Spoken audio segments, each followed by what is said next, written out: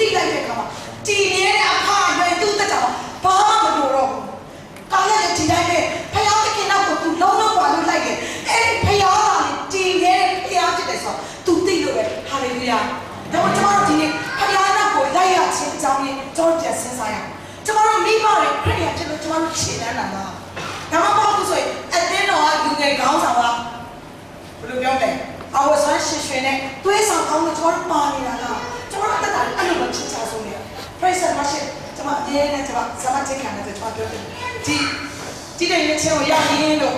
မီဒီ heaven လေးကိုရောက်လို့ကျွန်မခံစားရတယ်သူတို့ praise the worship တွေပေါ့နော်တကယ်ကျွန်မတကယ်အမြဲတမ်းရှိမှပဲဂျီယန်ဘတ်တော်လည်းကျွန်မပြောဖြစ်တယ်အဲ့ဒီတဲ့တွေဒီတဲ့ကဖွဲ့ပြီးခေါ်ဘူးလားအဲ့ဒါလည်းအလဲလိုက်တယ်နော်အာမင်ရေဒီလို့တော့ကျွန်မအမြဲတမ်းအားတကြီးရတယ်ပေါ့နော်ချီးမွမ်းပုတ်ွယ်ခြင်းတွေဟိုးရေတော့ဆိုရင်ဒီ GMF ပွဲရတဲ့ခါမှာအမြဲတမ်း grace plan ကလည်းဥဆောင်ဒီနေ့ဆိုတခြားနှစ်ရက်ကို၄ရက်လောက်က2ရက်ကိုတခြား denomination တို့စကောင်းနောက်ဆိုဒါလေးပဲတဲ့တော့လေလာဟာဒီတရားဟောပွဲကျွန်တော်အများကြီးတော့ပဲအဲ့လိုမျိုးခါကြိုက်ကျွန်တော်တို့ ready လုပ်ထားရအောင်အမေသိထားတယ်အဲ့ဒီကောင်းတဲ့ဖခင်ကလုံးလုံးလိုက်ရအောင်2015ဒီတပတ်တော့ဘုရားကျောင်းတော်ကောင်းလာကောင်းလေးနာလို့ပဲမဟုတ်ကြဆိုလေကျွန်မဆိုလေခါနဲ့ကျွန်မကိုတော့အမှန်တိုင်းကိုခိုင်းတာကျွန်မတကယ်ချင်းဒီမှာလည်းရှိတယ်ဆိုနေတူရဲ့အိတ်ထဲမှာပေါ့နော်နောက်အမတရားလည်းရှိသူရဲ့အိတ်ထဲမှာအမြဲဝေစာလေးတွေသူထည့်ရတယ်နော်ကျွန်မခဏပြောတယ်လို့ကျွန်မမိမတိတ်မဆန်တာဘူးခဏနေကြအိတ်ဆွဲလိုက်ခဏနေကြဟိုအိတ်ဆွဲလိုက်ကျွန်မဘယ်တော့မှအိတ်ဟိုတီနေနေမလို့ချင်ဘူးနော်ဒီအိတ်ကလုံးပဲပြီးတော့သူများပေးလိုက်ဆိုအိတ်ထဲမှာအိတ်လေးလာနေဆိုပြီးစားမပါတော့ဒီနေ့တော့မှကျွန်မပြောတယ်အိုးလို့ဝေစာပေးချင်တာမပေးရဘူးဆိုတော့message ကိုလေးပဲပေါ့နော်ပြောဖြစ်တယ်ဆိုလိုတာပါလဲဆိုရင်ကျမဘက်မှာပြက်ကွက်တာအများကြီးပဲဒါပေမဲ့2016မှာကျွန်တော်အဲ့လိုမျိုး social ခိုင်းတယ်ပြီးခဲ့တဲ့ GLF ပေါ်ရကျွန်တော်10ရက်နေမှာလုပ်တယ်10ရက်နေမတိုင်နေလေကျွန်တော်စုတောင်းပါတော့ United Prayer Team ကအတင်းတော့ကိုင်းနေတာပေါင်းစံမှာစုတောင်းဖွဲ့တယ်ကျွန်တော်အိမ်မှာစပြီးကျွန်တော်ဒီရဲ့အိမ်မှာပေါ့နော်ကျွန်တော်စပြီးစုတောင်းတဲ့ခါမှာ9ရက်နေမှာကျွန်တော်စုတောင်းပေါင်းစံမှာမကြွေးကြော်ခိုင်းနေဆိုရင်ဒီစံတာမှာကျွန်မတို့ပြောကြကြွေးကြော်ခိုင်းရအကြွေးကြော်ခိုင်းနေဆိုရင်2015ခုနှစ်အတွင်းဖယားသခင်ပြင်ဆင်ထားတဲ့ကောင်းချီးမင်္ဂလာအကုန်အစင်ကိုယေရှုနာမ၌ရယူပါတယ်။တော့အဲ့လိုကြွေးကြော်ခိုင်းကြွေးကြော်ခိုင်းတော့ကျွန်မလည်းကြွေးကြော်2015ခုနှစ်အတွင်းဖယားသခင်ပြင်ဆင်တာကိုတော့မယ်ဘယ်နည်းရမှာမရှိတော့ဖယားသခင်ပြင်ဆင်ထားတဲ့ကောင်းချီးမင်္ဂလာအလုံးစုံကိုအကောအစင်ယေရှုနာမ၌ရယူပါကြွေးကြော်တဲ့အချိန်မှာကျွန်တော်လည်းကြွေးကြော်အားလို့ကြတယ်ကြွေးကြော်ကောင်းလို့ပြောတာမဟုတ်ဘူးနော်ကြွေးကြော်ရမှာကျွန်တော်အားလို့ကြတယ်ဖျားတဲ့ပြင်ဆင်တာအများရှိပါပဲ2015အတွက်ကုန်တော့ပဲအကုန်မရဘူးနောက်ခါတော့ဆက်ကြွေးကြော်ခိုင်းနေဆိုရင်စာကြမနဲ့ရဲ့ခိုးယူထားတဲ့အရာတွေစာကြံကြွေးကြော်ခိုင်းတယ်စာကြံငါစီရနေ2015မှာဖျားပြင်ဆင်ထားတဲ့ကောင်းချီးမင်္ဂလာတွေမင်းခိုးယူသွားတယ်ဆိုရင်ခုနစပြန်ရောက်လို့ယေရှုနာမနဲ့အမိန့်ပေးစာတန်ဘုကမာလေးတစ်ခါခိုးယူတယ်ဆိုခုနစပြန်ရောက်လို့ကြွေးကြော်ရကျွန်တော်တို့အားပေါ်ရကြွေးကြော်ရင်းနဲ့လမ်းမှာကျွန်တော်ပြန်လာတော့ဖုန်းဝင်ပါတယ်ပေါ့နော်တကယ်ချင်းကြောက်ဖုန်းဆက်တယ်ငါနဲ့အလူငယ်ပေးချင်တာညဖုန်းမှလည်းဘယ်တော့မှခေါ်လို့မရဘူးကျွန်မ order ထုတ်ကြိုက်တာဘယ်တော့မှခေါ်လို့မရဘူးတဲ့အဲ့နဲ့အော်ငါကြွေးကြော်ရတာဟုတ်ပြီပါအဲ့ချိန်မှာဒါအနေနဲ့ဆိုတရှင်းမဝင်တော့ဖျားကျွန်မအိမ်မှာထပ်ပြီးတော့ကြွေးကြော်လိုက်တယ်စာတဲ့ဒီခေါ်ရတာရှိရင်ပြန်လျှော်တော့ဘာလို့ကျွန်မအမေတက်စီကူရတာရှိတယ်နောက်ပြီးတော့ပေါ့နော်နောက်ဟိုတစီဆုံးရှုံးတဲ့အရာတွေပေါ့နော်ခုနစပြန်လျှော်မှာအဲ့လိုပြောတဲ့အခါမှာဖျားခင်တဲ့ကောင်းတယ်ကျွန်မသူ့ကြားပြောလို့မကုန်နိုင်ဘူးအဲ့မှာတရှင်းမဝင်နေတာပြင်ကျွန်မတိုးလေးပါလာပြောတယ်သမီးတဲ့နေုံကရှောက်စီတဲ့လမ်းပြီးတော့အကုန်စီရှောက်နေတာတော့ဆန္ဒတယ်ကျွန်မစကားမပြောနိုင်ဘူးကောင်းပါလေကျွန်မမျက်ရည်ကျတာသူများရတော့ဟိုယောက်ျားနဲ့ပြဿနာဖြစ်ခဲ့လို့ငိုရလားဒါမှမဟုတ်ဆိုဟိုအကျွေးမဆက်နိုင်လို့ပဲကိုလုံးချမ်းတော့လာထင်ပါတော့ဒါပေမဲ့ဟုတ်ကျွန်မလည်းဖျားနေတာကျွန်မခုနကတော့အလူပေးမယ်လို့ပြောတဲ့တကယ်ချင်းဖုန်းတွေပါကျွန်မခုမှတတိယ ငါအဖလေးလို့ဖះတခင်အားကောင်းနေတာကျမပါပဲသမီးနေငါစီရကောင်းချင်းနေတာရခဲ့အကောင်းစီရယူတယ်ဘာထပ်ကြလိုက်စာရန်နေယူသွားရင်ခုနစပြန်ရောပြောလိုက်တယ်အဲ့မှာဝိညာဉ်တော်သမီးအဖေနဲ့ကိုရှောက်စီတဲ့လမ်းကြတော့နေအကုန်စီရှောက်ချူလာအဲ့မှာလေကျမတကယ်ပါဖះရဲ့နှမောက်ပေါ်ခံစားရပြီးတော့ကောင်းပါအကြီးကျယ်ကျမဖះခင်တဲ့စကားပြောဖြစ်တယ်ဘောနော်ဒါမှဒီမှာရှင်းပြီးကိုမပါတယ်ကောင်းစချမှာကျွန်တော်ကောင်းရှိနေလားခုနကလည်းပြောသလိုပေါ့နော်လုံးလိုက်ရင်ပြီးတော့လုံးခဲ့တဲ့ပေါင်းများစွာကျွန်တော်တိုက်ရဖះခင်ပေးနေရတယ်ကျွန်တော်အရရှိရလောကနဲ့သက်ဆိုင်တဲ့ကောင်းချင်နေတာကြီးမဟုတ်ဘူးဒီဘက်ကဝင်မှမဲ့ရိတ်သိမ်းရမယ့်သူတွေလည်းကျွန်တော်အကုန်ဆင်ရရှိရတလန်းချင်းဖះခင်ဘုံတိုင်းဆိုဝင်ပို့တယ်နော်ပြမဟုတ်ဒီသမီးနာခံတာဒီတလန်းစားဖို့ဒီသမီးနာခံတာနောက်တလန်းစားဖို့ဒီသမီးနာခံတာနောက်တလန်းစားဖို့သူပွားစီချင်တဲ့လမ်းကိုကျွန်တော်တို့တွားရအောင်ရှေ့ဟုတ်တယ်မနာခံတဲ့ကမှာပို့လို့မရဘူးမနာခံတဲ့ကမှာရှေ့ရှောက်လို့မရဘူးလူငယ်တွေအထူးသဖြင့်ကျွန်တော်စီခါလူငယ်တယောက်ကအန်တီရဲ့တောက်ပြောပေးပါတောက်ဖြေပေးပါတော့ဒီကောင်မလေးကနှုတ်ကပတ်တော်လေးကြိုက်တယ်ဒါပေမဲ့မယုံကြည်သူဖြစ်တယ်ကျွန်တော်လက်ထပ်လို့ရမရဘူးကျွန်တော်သူ့ညင်မဟုတ်ဘူးသူဖះကြောင့်လိုက်တယ်မရဘူးဖះကြောင့်လိုက်တဲ့စနေကမရဘူးသူတခင်ရဲ့ရှို့တကယ်ဝန်ခံမှလည်းလက်ထပ်လို့ရမယ်နောက်မှကျွန်မစင်လာတော့ဒါပေမဲ့ဘယ်တော့မှမချဘူးဒီဘာလဲဆိုရင်လက်ထပ်သွားတယ်နောက်ပိုင်းတော့ကျွန်တော်တို့ကြောက်ပြေးဖို့အတွက်ဟိုမိသားပြေးဖို့အတွက်ခက်ခဲသွားတယ်အဲဆိုကျွန်မပြောတဲ့စကားတော့မခံနိုင်ဘူးကျွန်မပြောရတယ်တခြားပြောတာမဟုတ်ဒီနောက်ကပတ်တော်လေးကပဲပြောရတော့တစ်ခါသမီးကြီးတိုင်နေတာတိုင်နေတယ်အေးဆက်တိုင်နေကျွန်မလည်းသူ့အချိန်3နာရီလောက်ပြေးတယ်အန်တီသမီးလက်ထပ်တော့မယ်အဲ့ဒီကတမလို့အရာရှိတယောက်သမီးရဲ့မလုပ်ပါနဲ့လောက်ပဲအရာရှိဖြစ်တရားကိုမသိတဲ့သူကတော့လုံးဝဘုံနေတယ်သမီးရဲ့လက်ပါနဲ့သူ့ကိုတားတယ်ကျွန်မရဲ့ follow တော့မဟုတ်ဘူးဒါပေမဲ့အင်းနာချက်ဖြစ်တဲ့ကသူ့အချိန်တားတယ်မရဘူးပါသွားတယ်ကောင်းကောင်းမွန်မွန်နဲ့ပြရတယ်လက်ထပ်တယ်ဒါပေမဲ့အခုကဖြစ်လေတားလေးတောက်ရတယ်တားကိုလည်းလောက်ရှိတာပေါ့နော်ဒီတစ်ခေါက်ပြန်လာတဲ့ခါကျတော့ကျွန်မကြည့်နေသူစမ်းစာဖတ်ပါလို့လည်းပြောစရာမလိုစမ်းစာဖတ်တယ်နောက်ကပါဆူတောင်းလာတယ်အကြီးသမီးလေးအိုးနောက်ကပါတော့လည်းဆိုင်တာလေးပြောတဲ့ကောင်ကျွန်မသူ့ကိုနေပါဖြစ်လာတယ်အဲ့မှာဒီပါပြောဆိုအခုကျွန်မဖះကိုချစ်တယ်လာပြီကျွန်မဖះတခင်တိတ်ချစ်တယ်လာပြီအဲ့ဒီမယုံကြည်သူမိသားစုကိုရောက်သွားတဲ့အခါဟိုကဘာလို့ခိုင်းလဲဆိုရင်သူခလေးလေးရလာတော့ညီဦးလည်းညီဦးတူတီတော့ညီလည်းညီဆိုတော့ဟိုမှာဥတော်လောက်ခိုင်းပါလေရောဥတော်လောက်ခိုင်းတဲ့ခါကျတော့သူကလုံးဝတော့သူအဲ့ခါကျတော့အဲ့ဒီချောင်းတော့ဖေးအားမမမရက်ချင်တာအဲ့ရောက်ခမလေးဟိုသူ့အမျိုးသားနဲ့ကြီးကြကြမှာဟိုကလည်းအရာရှိဖြစ်တဲ့ခါကျမရဘူးငါသားကိုရင်ကြောက်တဲ့ပိုင်တာမဟုတ်ငါလည်းပိုင်ဒါမှဒီခလေးကိုဒီအလုပ်ကိုလောက်ခိုင်းရသူတို့ပွဲလမ်းတစ်ပင်ရှိတဲ့ခါမှာအဖိုးနဲ့ခွာသူတို့နေတာလေသူတို့ရဲ့ဟိုကျောင်းနဲ့ပြီးတဲ့ခါကျတော့အဲ့မှာသွားပြီးပွဲလုပ်တဲ့ခါခလေးကိုခေါ်သားချင်အဲ့ဒီခါကျမှသမီးကယုံကြည်ခြင်းတော့ရက်တယ်ဘယ်ကတော့ကျွန်မပြောတယ်နေနောက်ကြပါဒီတစ်ခါနေရက်တယ်ဆိုရင်တော့အိမ်တော်ပွဲကိုကိစ္စမရှိဘူးအဲ့ဒီပွဲစေဘူးစေတယ်သမီးလုံးဝသိချင်တော့သူပြောင်းရင်းလာတယ်ပြန်တက်ခံတယ်အော်ဒါလူငယ်တွေပြောပြချင်တယ်ဒါသမီးတရားရမှာဖះကမှရက်တယ်မလို့ဆိုနေအစရရက်တယ်ကျွန်တော်တို့ဘဝတွေအစရရက်တယ်ဟုတ်တယ်နော်ဒါမှဆရာတွေလာတိုင်နေနဲ့နိုးတာအကုန်လုံးပြောသူတို့တိုင်နေနဲ့နိုးတာပြောကျုံတကယ်ဖះတကယ်ကမှမရက်တယ်လို့ဆိုနိုးတာပြော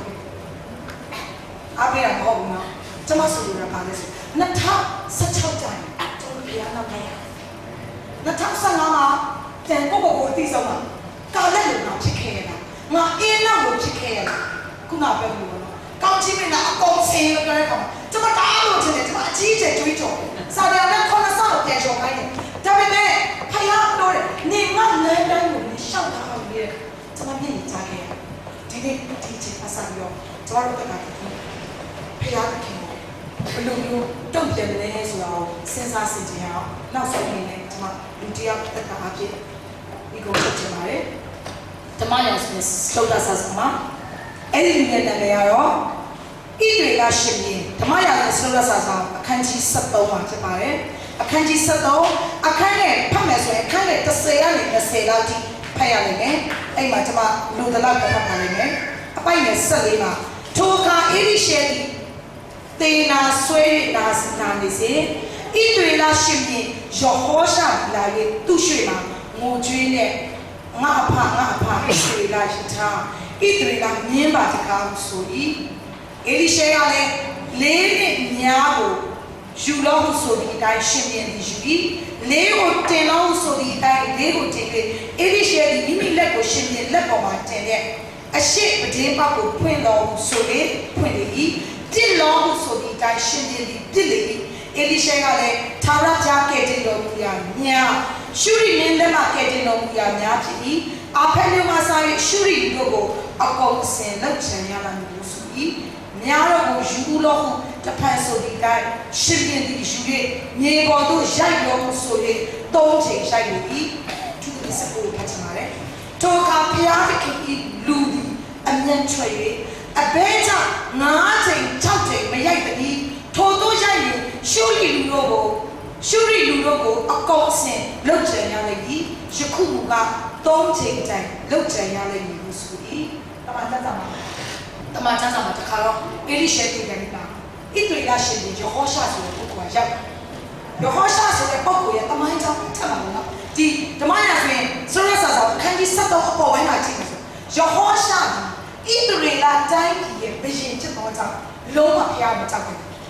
သရေလတမန်ကြောင့်ကြည့်မယ်ဆိုလို့ရှိရင်ဣသရေလဒီရှောလမုန်နောက်ပိုင်းမှာတောင်ပိုင်းမြောက်ပိုင်းခွဲသွားတာဣသရေလပြည်မြောက်ပိုင်းနဲ့ယူဒပြည်တောင်ပိုင်းဆိုပြီးခွဲသွားတယ်တောင်ပိုင်းအုပ်စုတွေကတာလေဖျားသခင်ကမှချက်တယ်။နောက်ပိုင်းအုပ်စုတွေကဖျားကအလုံးမရက်ချတယ်လို့ပောက်ကြရအကုန်လုံးဘာမှချစားမှာမဟုတ်ဘူး။ဒုစရိုက်ကိုအကောင်စင်ပြုတဲ့မင်းတွေတဲ့။အဲ့ဒီဒုစရိုက်ကိုအကောင်စင်ပြုတဲ့ယေဟောရှဆိုတဲ့မင်းက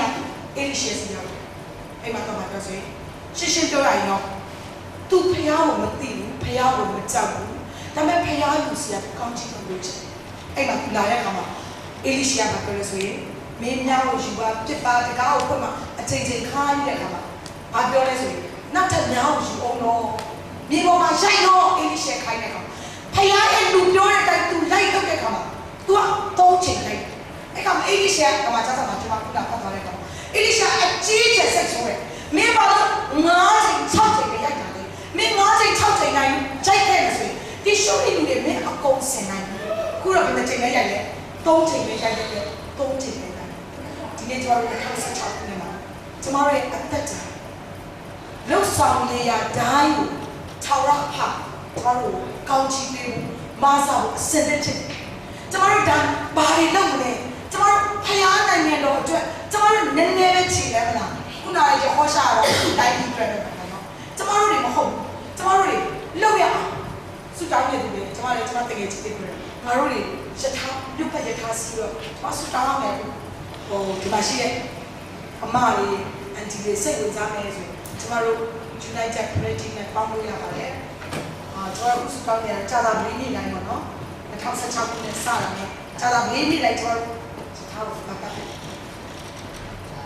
မကြာသေးဘူးကျွန်တော်တို့လူကမာလာလည်းမလာဘူးဒီတော့ဒီမှာလည်းအဲ့ဒီအတင်းတော့တလောက်တစ်ချိန်မြို့ကိုပတ်ပြီးတော့ကားနဲ့တော့သူ့ကိုယ်ပိုင်ကားလေးခုနတော့ပတ်ပြီးတော့စတောင်းအဲ့ခါမှာဒီစင်ကာပူကလာမလေးရှားလာတဲ့အိမ်ဆရာမပါပြောတယ်မလေးရှားနဲ့သူတို့နိုင်ငံမှာဆိုတဲ့အတင်းတော့ဂိုင်းကနာပေါင်းဆိုတာတစ်ပတ်တစ်ခါပတ်တာကျွန်မအဲ့ဒါကျွန်မရဲ့တကယ်ဘယ်လိုပြောမလဲကျွန်မဖြစ်ချင်တဲ့မှာပါတယ်နော်အတင်းတော့ဂိုင်းကနာပေါင်းဆိုတာသူတရားမှာကားတစ်စီးပါဝင်နောက်တရားကားတစ်စီးပါဝင်နောက်တရားကားတစ်စီးပါဝင်ကျွန်တော်ပြပြကျွန်တော်အရင်ကကားမလို့ထားစရာနေမရှိအဲ့ bread try ပေါ့နော်သွားပြီးတဲ့နေ့အစားကျွန်မကားအားလို့ရှင်ချားပြန်ပေးပါလိမ့်မယ်လို့အဲ့ကြတယ်အားလုံးလိုက်ရအောင်အာမင်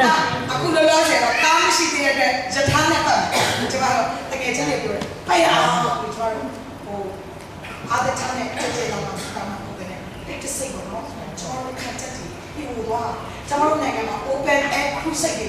နေရအနက်မှာလုပ်လို့ရအောင်ဟိုမြို့ရက်ွက်တွေမှာ state tour မှာပေါ့နော်ဒီရက်ွက်ဆိုတဲ့ state tour ပါမယ်လို့မလို့ state tour မှာပြဆက်ပြမယ်ဘုံတို့ချီမမယ်ကဲတင်ချင်းဝင်ရမယ်အဲ့လိုနေရတကမှာအချိန်တိုင်းမှာနေရတိုင်းမှာလုပ်နိုင်တဲ့အချိန်ရောက်တယ်ဒါမှမဟုတ် Sena, tomorrow, Kuna, your horse shall go to injected woman. A chap of no yasa, tomorrow, tower of heart rejected here. Jashin and Matari Puchinasi. Kana Jesus Chimas now, Peter not from Oma Chimane, Tor at the town, second and fire. Potiata, Saber Chicken, Kupato, Tisune, Goro, Tara, part of the Alaza, the Milu, Taran and Chicken Fire. Come with the Milu at the Gatidia, Goro, Song in the Corona, long like the Corona to near Toa, just say, Tashana window, and I take place something that about Masakitama. The Milu I like the Milu next generation, the Corona for like it, just say, the Milu Yamana and Gabby, Corona for like Koro Piaki, Apowea, County Massage and the Paposama to Tota, Namara Chimane, DJ Namakuro, we meet the guy, all of them, General Census in New York, tomorrow I come such a number, but woman that she say, National Sakatua, Tara Party, the Goroa, the Milu Takadra, Tara Kamyatota, Gorete to a Papa Chimane, the Timashin at Amatongo, Jeshu Pianama and Pipi, Sukasaka and Amaripa. Tomorrow to Baku Chimaya, Chimay, tomorrow, go take a Kubano, on the day, any upon that way, they are to Chimaya. Totua also say Anna says she like Sabi of a person. Namaronga, all where time back to go to the Pia, Tower up, Nin the Chin, call the Mokshin, Kayali, the Matata, your body. Hey, Baba, let's read Tower Power. It's a Kalomio, or Tama, a Tintin Kakabono, the Christmas Jagima, since a move to Japan. Tower a pass was a Kalomano, Tamama, Tuita Appeal, sheep, the out sheep. A pale of your recommend, like the Nadia Veshina, I appeal, Shike, Longere, the set, Linda Koromuti Kanare, Tamatan Nasela, a Juema, the certain Lama Picoromuti Kanare, Kayale Tanisa Biro, Tamata Damavona, Tama Amiat, Secretary, Michigan, Bagasui, Tamai Apa, Tower Apa, Piaki, she is a Titia, Yapiloma, Tama Picoromuti Kanare. Tamata Bahama, look at the machine never. Napana Sato, Dwala Boy and Drink Chicken, Tamasakone and the Sabi of Muro Yama Dwala Kama, Tamatiga of your platinum Nesri, any tower up high, counted Shimono, any tower up, Tamaya pays with Sabati up to the top. Gola, Shina Guari, Shina Guari, the Lana Imatiana, Pia, or set up by Sayamazui, Taka even my teacher met the up to the top. Anene Sebetaya. To Sebetaya Kama. Gola Dore, Piana, Nala Pianazo. A machine and me never to walk. And we had tomorrow so many Kalita talk about the day. Kalita, oh, no bad tent. A piece of the hobo. Tomorrow in the area, tomorrow do the water, tomorrow, oh, Lupo, Sanjapo, in a tomato page, my time. People think it's a bad. Oh, Tamafi Wailama Mule, Tamapia, Wailama Mule. Tonya, Winnie Tian, check a thing while a pair of days today. On Winnie Yapizo, she never got about 2 Masuka, 2 Winnie the Sami Pinsene. Dame, a machine, and then you say a major, the long with me, Winnie Betty, Mathematics. A piece of young Omami at Jolainama. Oh, Jolainama, Winnie, each of we are there, we need it. Take a chicken and cut to let we not tell you the time. Tomato, a chicken to Bessana, Toma pay one, Toma dates a bit, pay up the American time, pero Su, that means a Kula, Shalakula, Puebla, Indian Larecama. Tomorrow that means Leah, tomorrow that means Leah, to mean that I have so much. Pero to the next day of you. That was appeal, thing that day. I mean, appeal, she already cut her off. Tomato Tarapa, Tomato, in the Tama community, Toto community piano, Tari Pontivazi. Amen. Kuna Yodu, Tomama, Gono Chimana, Timaya Pekama, leader Tomato, Sia, Gono Chimana, Sia, ကျမတအားအဲ့ဒီချင်းလေးကိုသိချိုက်တယ်လို့ဆရာလည်းကျေးဇူးတော်ပဲအဲ့ဒီချင်းမကောင်းမှမပေါ့နော်ခုနကကျွန်တော်တို့ရှိမနာတဲ့တချင်းလေးပေါ့နော်အဲ့ဒီအဖားလောက်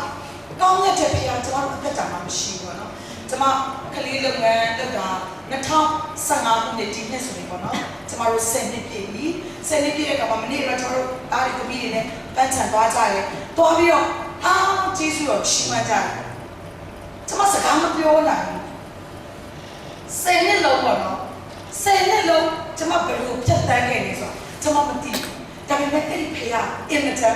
ကောင်းတဲ့မျိုးလို့အဲ့ဒီထို့ကောင်းတဲ့ဖေနာမှာကျမမချီးမွမ်းနိုင်ဘူးလို့ဟိုဘလို့မှမပြောပြနိုင်ဘူးပေါ့နော်ဖေရဲ့ကောင်းတဲ့ချင်းအဲ့မှာဒီတော့တိုက်တပီးတွေလည်းသူတို့စိုက်တာကုန်တော့ချီးမွမ်းမှာလို့ပြောတဲ့အခါမှာပထမဆုံးကျမစီကိုရောက်ခဲ့တဲ့တားငယ်တပီးငယ်10ယောက်ရှိ10ယောက်က4ယောက်ကတော့ပေါ့နော်အချောင်းမျိုးကြောင့်သူတို့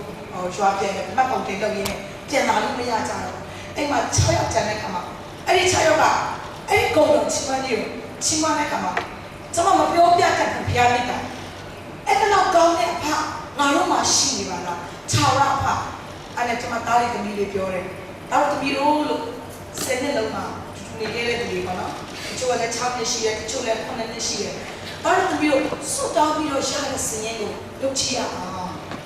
ပြီးတော့စွတ်မတောင်းမဲနဲ့ရတဲ့စင်ရင်ကိုပေါ့နော်လုပ်ချရအောင်အင်ပြန်ရအောင်လုပ်ချင်တော့နောက်တစ်နှစ်မပုံတိုင်းနဲ့2016ကိုဝင်ခိုင်းတယ်2015ခုနှစ်အတွင်းမှာကျမတို့စွတ်တောင်းပြီးတော့ရတဲ့အရာတွေပေါ့နော်ဒီတော့ဆိုကျမငယ်ငယ်တော့မဟုတ်ဘူးနော်ဒီ14နှစ်ဆိုကျမအင်ဂျီအဖြူအောင်တိတ်ချက်တယ်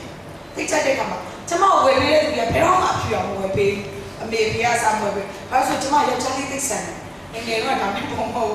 ယောက်ျားဆန်တယ်ဘယ်လိုပြောမလဲယောက်ျားတော့မဟုတ်ဘူးပေါ့ယောက်ျားဆန်တဲ့ခါမှာအမေဖေကဝယ်ပေးတဲ့ကျမကို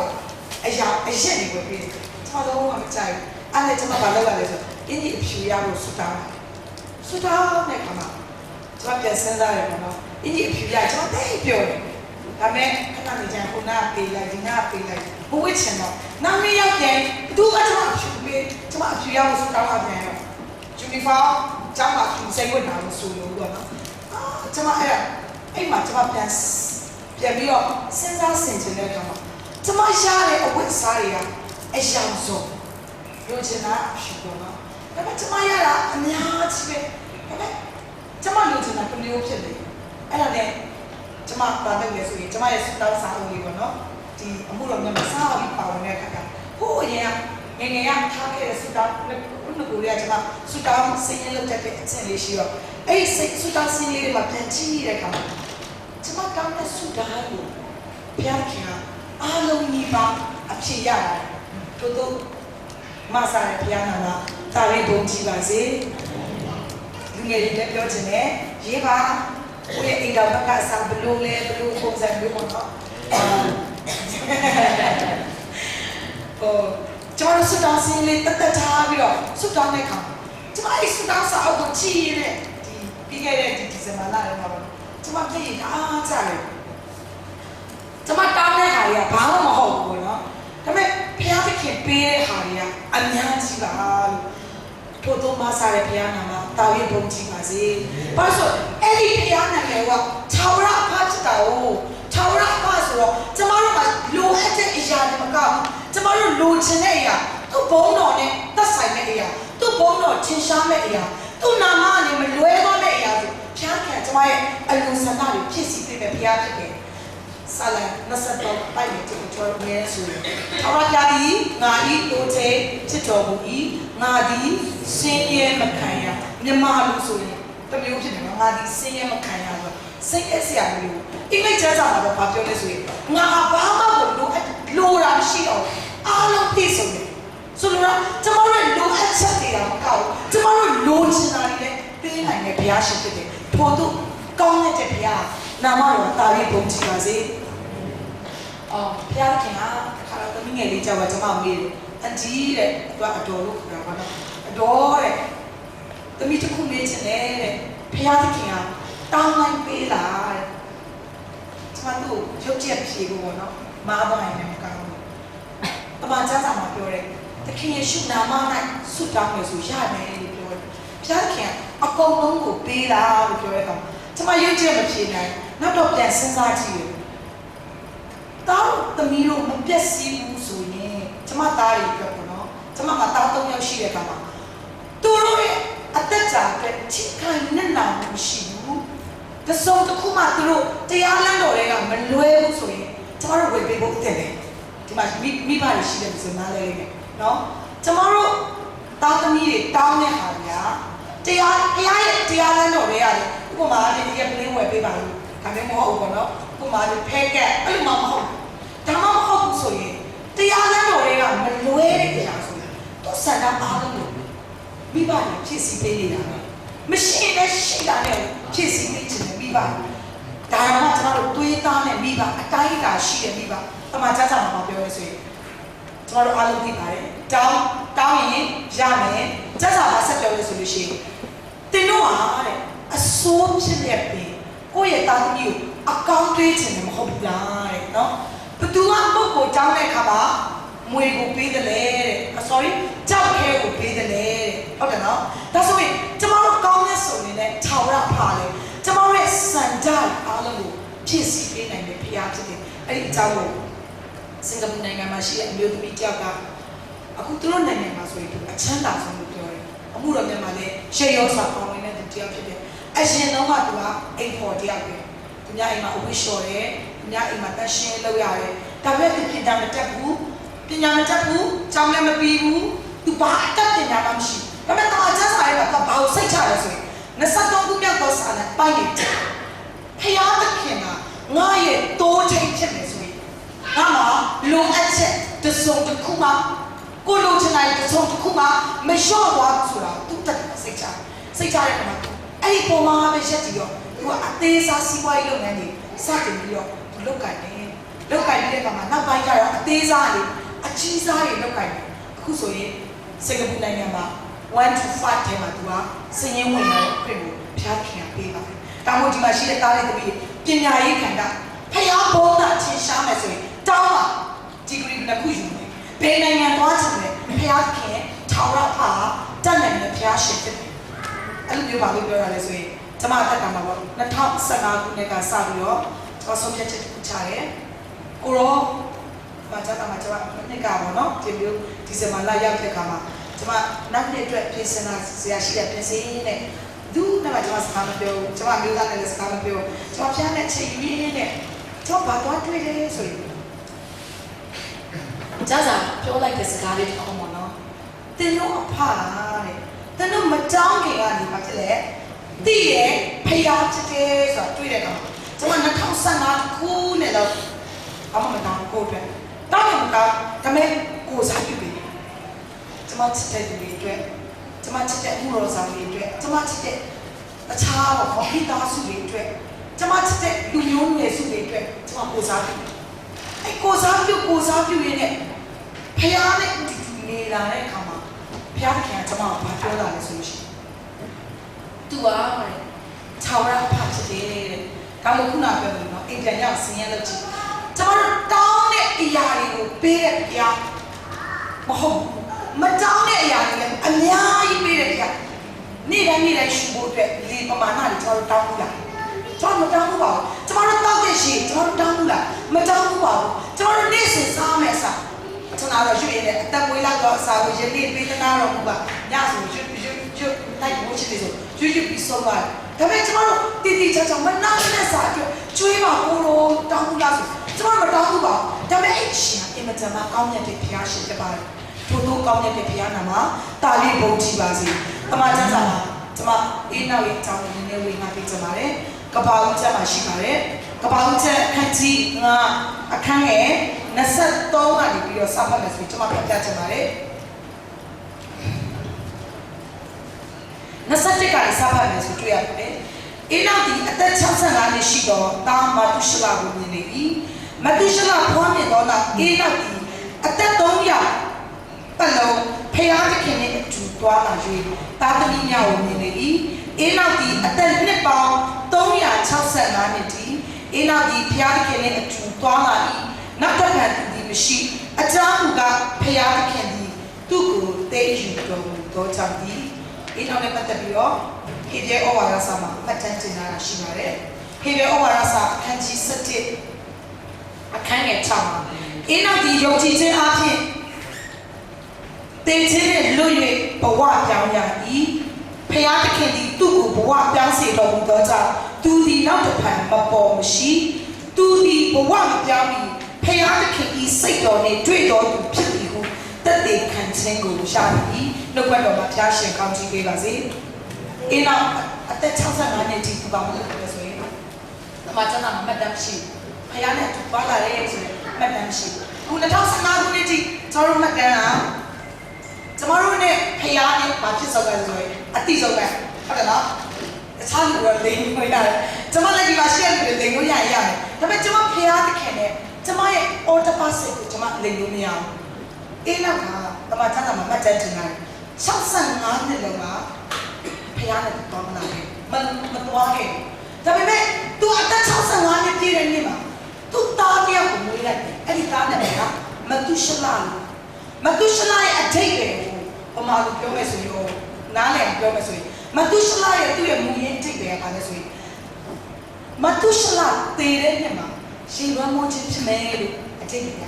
ဒီအရာသွားရင် तू ပြည့်စည်သွားတဲ့အခါ तू သေဆုံးသွားတဲ့အခါမှာထိုအရာလာလိမ့် तू ဆုံးတဲ့နေ့မှာပဲရှင်လွမ်းမိုးခြင်းဖြစ်မယ်ဆိုတော့ तू ပြန်မတုရှလာဆိုတဲ့နာမည်ကိုကြားလိုက်တဲ့အချိန်ကစပြီးတော့ဘာလုပ်လဲဆိုရင်စတင်ပြီးဘုရားနဲ့တွေ့သွားလာဒီနေ့လေကျမတို့အဆုံးကိုသိဘုရားနဲ့သွားလာဖို့အတွက်ခက်ပါလေလို့ကျမတို့ရဲ့အဆုံးကျမတို့ရဲ့အသက်တာရဲ့နောက်ဆုံးကာလလက်ရှိရှိနေတဲ့ခေတ်ကာလအပိုင်းခြားရဲ့နောက်ဆုံးချိန်တွေကျွန်တော်နားမလည်ဘူးဆိုဘုရားနဲ့သွားလာဖို့အတွက်အင်မတန်မှခက်ခဲပါတယ်ဒါမှမဟုတ်ဒီနေ့မှာပေါ့နော်အားလုံးကိုစိတ်ခေါ်ခြင်းနဲ့အင်းနောက်မှာဘာလို့ဘုရားသခင်နဲ့အတူသွားလာခဲ့တယ်သွားလာခြင်းစိတ်တွေဖြစ်ခဲ့တာလဲဆိုရင်မချခင်သူသားဆုံးတဲ့နေ့မှာရေလမ်းဖို့ချက်တော့မယ်ဆိုတာကိုသိလိုက်တဲ့အခါကဘာတည်းကြီးကိုဘုရားသခင်ကတရားစီရင်တော့မယ်ဆိုတာကိုအေးလောက်ကသိတဲ့အခါမှာသူဘုရားသခင်နဲ့စကြင်ပြီးသွားတော့တမန်ကျမ်းစာမှာပြောဆိုရင်ခေရေဩဝါစာခန်းที่7မှာအေးလောက်ကဂျုံချီခြင်းနဲ့အသက်ရှင်တဲ့ကြောင့်ဘုရားသခင်ရဲ့စိတ်တော်ကိုတွေ့တယ်ဖြစ်တယ်လို့မှတ်တမ်းတင်ထားပါတယ်တမန်ကျမ်းစာမှာဘုရားရဲ့စိတ်တော်ကိုတွေ့တယ်ဆိုပြီးမှတ်တမ်းတင်ခြင်းခံရတဲ့ပုဂ္ဂိုလ်ဘယ်နည်းလို့ရှိမှတင်တယ်ဒီကဖျားတဲ့စိတ်တော်နဲ့တွေ့တယ်အဲ့လိုတိကျတဲ့စကားလုံးပေါ့နော်ဘယ်နည်းလို့ရှိမှတင်တယ်2ယောက်ပြန်လေ3ယောက်2ယောက်ဘယ်နည်းလို့ရှိမှတင်တယ်ဆက်အင်းနာဟုတ်ပြီနော်ယုံကြည်ခြင်းတွေအတိအမှတ်ပြုတာတွေအမျိုးမျိုးခံရပြီမယ်ဘုရားသခင်ကသူ့ရဲ့စိတ်တော်နဲ့တွေ့တယ်သူ့နှလုံးတော်နဲ့ညီညွတ်တယ်ဆိုမှတ်တမ်းတင်တဲ့ပုံကိုနှစ်ယောက်ပဲရှိတယ်ဒါဝိနဲ့အင်းနာပြန်စဉ်းစားကြည့်ရပါတော့ကျမတို့အိမ်မှတ်တမ်းမှာပါလို့မရဘူးလားဒီနေ့ချက်မှာပါဝင်နေကြတဲ့လူငယ်တွေရောအမျိုးသမီးတွေရောလူကြီးတွေရောအဲ့ဒီမှတ်တမ်းမှာကျွန်တော်ပါဝင်ခွင့်ရတဲ့လားမရတဲ့လားရနိုင်လားမရနိုင်လားရနိုင်လေဒီနေ့ကနေစလိုက်ဟုတ်နော်အင်းနောက်ကတော့ဘာလို့လဲဆိုရင်သူ့တောင်းတင်နေဆိုတာသူသိတဲ့အချိန်ကနေစပြီးတော့အဓိကတော့သူ့တောင်းချက်သွားပါသိတယ်ဆိုရင်ရှင်ရမို့ချင်းဖယားရဲ့တရားစီရင်ခြင်းဖယားသခင်ရဲ့ကြောက်ရွံ့ဖွယ်ကောင်းခြင်းဖယားသခင်ရဲ့အရာခက်သိမ်းကိုဘယ်လိုပြောမလဲအရာခက်သိမ်းကဖယားသခင်လက်တော်မှာရှိရဲဆိုတာအင်းနောက်သိတဲ့အချိန်ကစပြီးတော့ဖယားသခင်နဲ့အတူသွားလာရေးလို့တမန်ကျမ်းစာမှာမှတ်တမ်းတင်လာတာအင်္ဂလိပ်ကျမ်းစာမှာကိုရှင်းတယ်ဘာလို့ပြောဆို faithfully နော် walk faithfully with God ဖယားသခင်နဲ့သစ္စာရှိစွာသွားလာရေးဖယားသခင်နဲ့ဘယ်လိုသွားလာလဲဆိုရင်သစ္စာရှိစွာသွားလာရေးအင်းနောက်ရဲ့တက်တာကျွန်မသိတဲ့ကြိုးကြတယ်ကျွန်မသစ္စာမရှိနိုင်အမှန်တိုင်းကိုခံရတယ်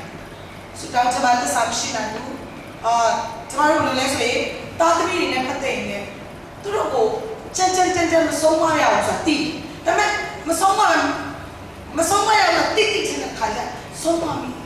လောကပတ်ကြောင်လွယ်ပြီးတော့ပေါ့အဲ့လိုမျိုးခါမှချစ်ချင်းကျွန်မစိတ်ကောင်းအဲ့တော့ကျွန်မပြန်ပြီးတော့နားလေလိုက်ဘုရားခင်ကအဲ့ဒါလေးလို့ရှိရဘုရားမဟုတ်ဘူးအော်တပတ်စီကချက်ချင်းကိုမောင်းလိုက်ချက်ချင်းပြောပါလေဒါမို့ဘုရားခင်နဲ့အတူတူသွားလာတဲ့အလေးလာကျွန်တော်တို့စတင်ကြည့်ပါ2016မှာဒါမို့ဒီအင်းနောက်ကိုသူကရေလွမ်းမိုးခြင်းတကယ်ဖြစ်မယ်ဆိုတာသိတဲ့အခါမှာဘုရားနဲ့တွေ့အစားရှိစွာသွားလာခဲ့တယ်ကျွန်တော်တို့တက်တာမှာကိုသခင်ယေရှုခရစ်တော်ဘုရား Majakin Name so Tortilla Tide the Tika so long down Macan Sapi. In a garden, General Chile, Tireka, Payaya Pias in Laro to Valesi, to what that time, Jensen. The Matata Machie, Jensen, the King Shukatopia, two Matalian Name, Jensen, Nevan, or a Dominican Alti, Matagima, who Leshika, supported today. Aside Kambare, no combat today. The Elema today, a new Queda, Jacomane, Swima, Tane, a pay, a little, the mountains are this of Jetty, Alushi. That's how the case you could have done that way in the Tama Nikki. I want all of the town, just let the people do a GT as well, the TP Tamare, not to tell me about your judging as well. Tomorrow, mountains are about Galex with a Pokemon. Galex with a Pokemon. Joshua sa kanji somehow yala le kama tuas. Itu ila dulu. Joshua ni buat dia di paitang dia kama. Ai makala ka sagatu ko tu lor. Perlu dia solution. Any tema. Itu ila dulu ni patut dia thor alam dia time. Terus kali cak wana yang eja maruah. Lu dia ni lese rumah. Terus eja kita mah di tolak le. Kadang-kadang mah terus le ni bono. Cari ke umur kana dia tua yang tu. Turun pincin kama, Moshi and Bio. The show, Sunday up, you can do anything, Sunday up, Kobe. I was say about Torti by me, Paya Tapama, Nayaba, Pia Kebaka, Shetty, your Jesus about Kobe. Anything up, at that lazy up, at that lazy, at all of Pia, door, take aim. Can I have my letter through the all of them? Please, I dream up. See, like it. They are kind of you when the baby Joshua and Kalaka, Niaka, Lane, Tanet, the deal of Piava, we will be. I come. Joshua, Kalako, the Canada, when I reckon Kalaka, Piakin, Sagat, Hey, my God, this is to be a Patatimare. Joshua Masa Kanji Salema.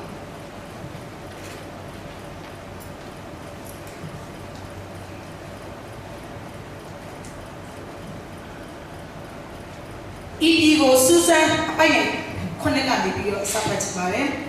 Ipigo Susan Sitinga, Piaki Icho, Moshi, a Tenoko Kadisha, Bana Jama, Silutoka, a Tenoti, a dead lazy Shibai, a Tenoti go Satan the time, Tentasha Bai, a Tenoti to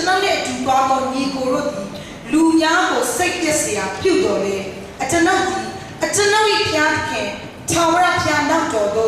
long like Badi. Tony and I Moshiga, then the Maripian Tawra Pian, Nadodo, long like Dota. I gave it thin on needy. A sin, a set, they eat away. They eat Tani away, Piane, takes away. Eat Nodi, Dona Lelesinka. Tawra Piadi, Todo Moshiga, Mato Mudo Nima Sai, Janita, a Mato Shita. And then laser now get below a tanopi, a dashin, a tanom, a taco, shin of the pit.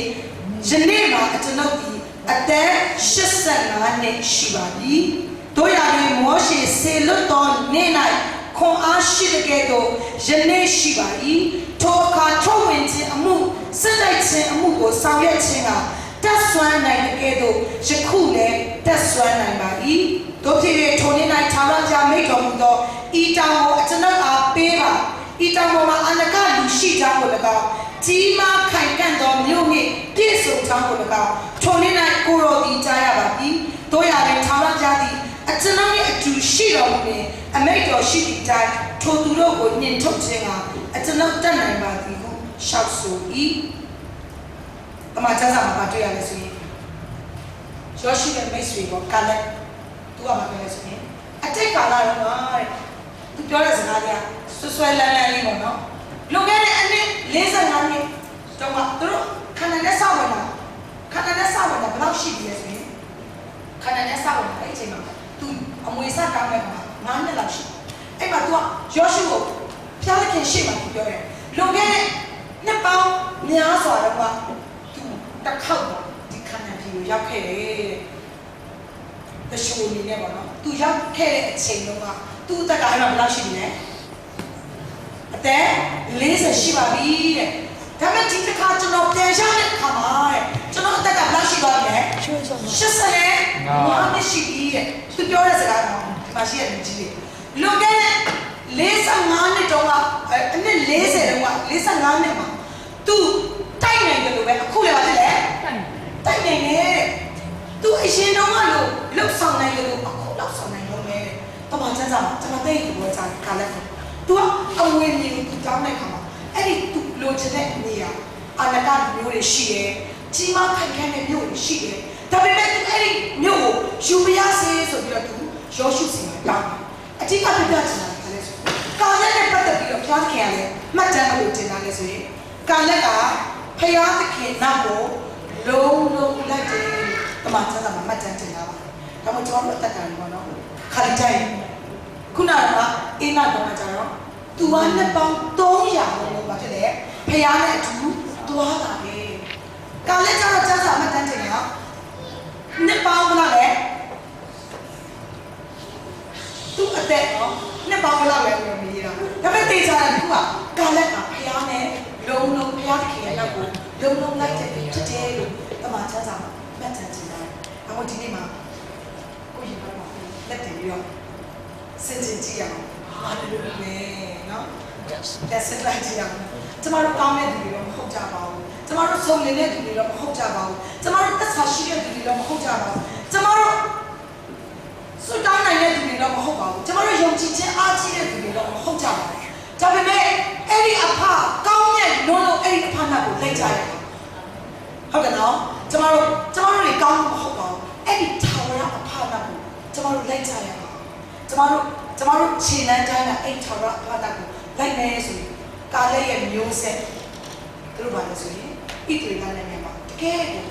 ကောင်းချီးခံစားရတဲ့မျိုးဆက်သူတို့ရဲ့မြေကွက်တွေတောင်တွေအများကြီးပိုင်ဆိုင်တဲ့မျိုးဆက်တွေဖြစ်ခဲ့တယ်။အဲဆိုရင်ကျမတက်စဉ်းစားကြည့်ရကျမရဲ့ရာဇဝင်တမိုင်းချောင်းကိုကြည့်မယ်ဆိုရင်ပေါ့နော်ကျမအမေဘက်က